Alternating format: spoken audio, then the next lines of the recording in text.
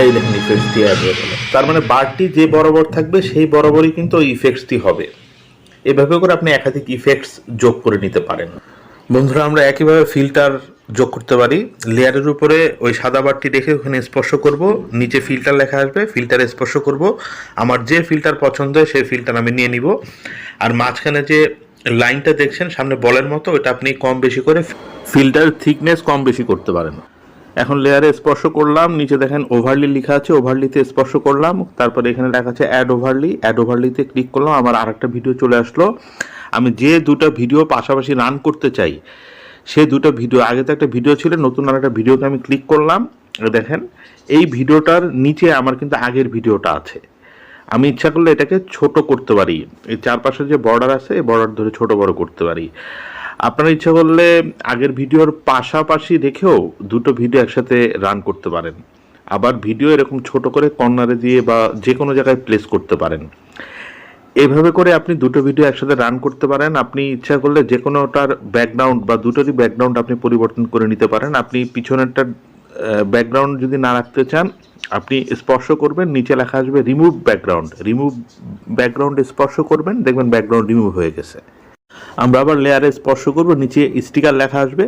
আপনার যে স্টিকার পছন্দ ওই স্টিকার আপনি স্পর্শ করবেন, আপনি স্টিকার বসাতে পারবেন। লেয়ারের উপরে যেখানে ওই সাদা বারটি থাকবে সেখানেই স্টিকারটি হবে, এটা সবসময় মাথায় রাখতে হবে। এই যে আমার এখন এই হার্ড স্টিকারটা হয়েছে, যে এখানে আমার সাদা বারটি, এখানে আমার এই বরাবরই কিন্তু এই স্টিকারটা আসবে। এটা জাস্ট এক্সাম্পল হিসেবে আপনাকে বোঝানো হচ্ছে। আপনি এখানে স্টিকার, আমার এই ভিডিওতে স্টিকার এখানে বসানোর দরকার নাই, কিন্তু আপনাদের বোঝাচ্ছি যে এখানে স্টিকার বসাতে পারেন। বন্ধুরা, প্রথমে দেখেন কভার লেখা আছে, এই কভারে স্পর্শ করলে আপনি এখানে আপনার এই ভিডিওর কভার ফটো কি হবে সেটা আপনি বসাতে পারেন। এখানে দেখেন কয়েকটা অপশন আছে, select from video, upload, add text, use templates.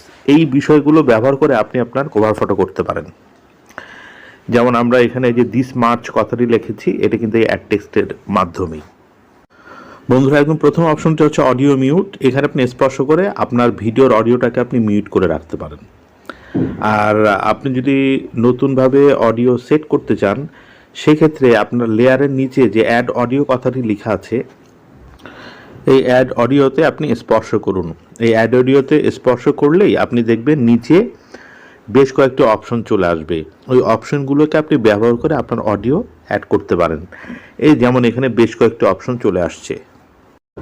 আমি প্রথম অপশনে চাপ দিয়েছিলাম, তখন এই ফিচারটা চলে আসছে। আমার এখানকার যে সাউন্ডটা পছন্দ সেই সাউন্ডটা আমি ক্লিক করলে এরকম একটা ফিচার আসবে। এখানকার প্রথমটা আমি দিলাম, তারপরে ডান পাশে প্লাসে চাপ দিলাম, আমার সাউন্ড অ্যাড হয়ে গেল। এই যে এটার সাথে কিন্তু আমার সাউন্ড অলরেডি অ্যাড হয়ে গেছে। এই যে দেখছেন এখানে নীল হয়ে গেছে, যে সাউন্ড আমার অ্যাড হয়ে গেছে। এবার শেষের অপশনে চাপ দিলে নিজের ওন ভয়েস আপনি অ্যাড করতে পারবেন। নিজের কণ্ঠে যদি আপনি ভিডিওর এগেনস্টে কোনো কিছু বলতে চান, সেক্ষেত্রে আপনি বলতে পারবেন। এই অপশানে চাপ দিলে আপনি আপনার আগের ভিডিওর যে কোনো যদি সাউন্ড থাকে সেই সাউন্ডটা আপনি নিতে পারবেন। এই যে আগের ভিডিও চলে আসছে, এখানকার যে কোনো একটা ভিডিওতে আপনি ক্লিক করবেন। ক্লিক করার পরে একদম নিচে দেখেন একটা অপশন আছে, এখানে ক্লিক করবেন, সেক্ষেত্রে এটার সাউন্ডটাই শুধুমাত্র আপনার ভিডিওর সাথে অ্যাড হয়ে যাবে।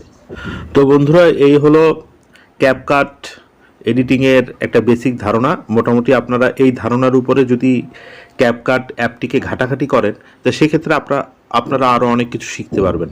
ধন্যবাদ আপনাদের সবাইকে। যদি ভিডিওটি ভালো লাগে, প্লিজ ভিডিওটি সাবস্ক্রাইব করে রাখবেন, যাতে পরবর্তী ভিডিও আপনারা ইজিলি পেতে পারেন। ধন্যবাদ সবাইকে।